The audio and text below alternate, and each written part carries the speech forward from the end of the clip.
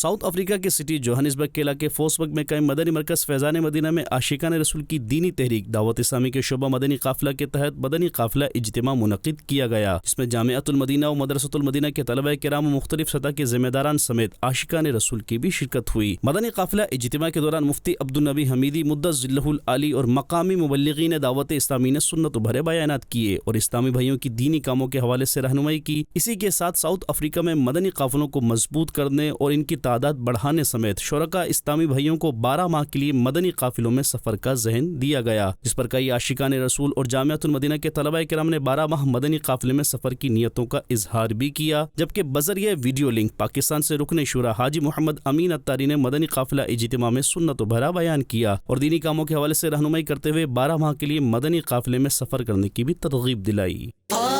مدنی قافلے میں ہم کریں مل کر سفر، سنتے سیکھیں گے اس میں انشاءاللہ سر بسر۔ آؤ مدنی قافلے میں ہم کریں مل کر سفر، مجھ کو جذبہ دے سفر کرتا رہو پروردگار، سنتوں کی تربیت کے قافلے میں بار بار، مدنی قافلے میں ہم کریں مل کر سفر۔